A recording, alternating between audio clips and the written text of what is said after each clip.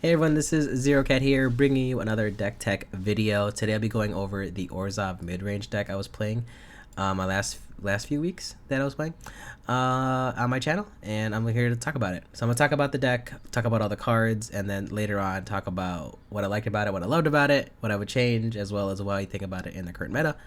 And let's get started. So the deck has 22 lands, has 4 copies of Caves of Koilos, 4 copies of Godless Shrine, 2 copies of Temple of Silence, and then 3 copies of Isolated Chapel, and those cover all the dual lands. Then it has 5 plains and 2 swamps, and then it has 2 copies of Field of Ruin. I will probably go up to 23 lands, but that's about it, because it's just a mid-range deck, and I think 22 is a little small.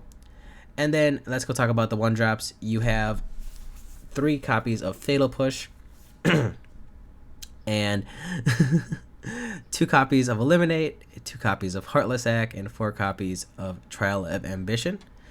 And then you have some hand disruption here, and 4 copies of Thoughtseize, and 3 copies of Pilfering Imp. Then you have 3 copies of Gideon of the Trials, 3 copies of Treacherous Blessing, 3 copies of Oath of Kaya, and then you have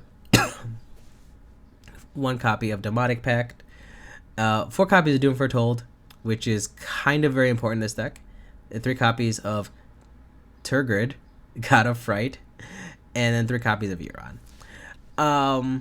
So I kind of just went through all the cards, but this deck is basically what it wants to do is basically just get to a point where you're able to play Tigrid and then Doom Foretold and kind of just take all of your opponent's permanents. I think this deck is really amazing. It works really well. And also in the fact that Thoughtseize and Pilfering Amp also help in the kind of disruption as well.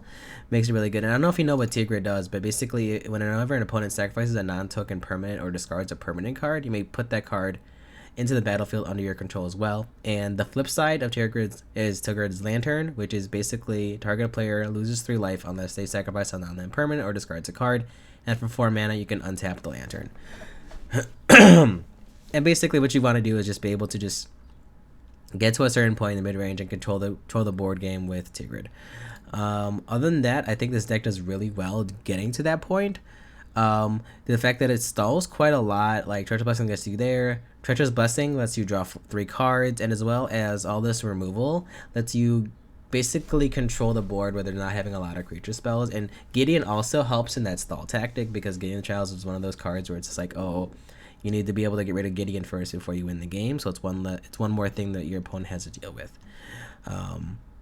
The only thing I'll talk about after I go to the sideboard, but the Euron feels like kind of like the oddball out. I think it's only there possibly for the Demonic Pact, and at that point you might as well be playing with 80 cards. I think an 80 card deck with this kind of like engine I think is really good. All right, let's talk about the sideboard here. You have 1 copy of Archon of Sun's Grace, which is fine. I think it makes sense because they have a lot of enchantments in here, and possibly be able to get a whole bunch of 2/2 flying lifelink horses, which is really good against aggro. Then you have 4 copies of Cling to Death, which is kind of like really good against all the graveyard synergistic decks out there, and it's pretty decent against aggro, because with all the kill spells you have in here, getting 3 life whenever you destroy a creature, and then be able to draw, gain 3 life for that.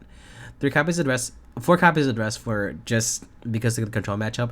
Also, in the same sense, this is kind of what your engine is, so more copies of just removal is it's not bad. 1 copy of Agonizing Remorse, 1 copy of Kronos, Hound of Athros, which this card is amazing because it just does a lot of stuff. Not to mention has Vigilance, Madness, and Lifelink, and it's a 3/3, and the fact that it kind of stops all graveyard decks is really good.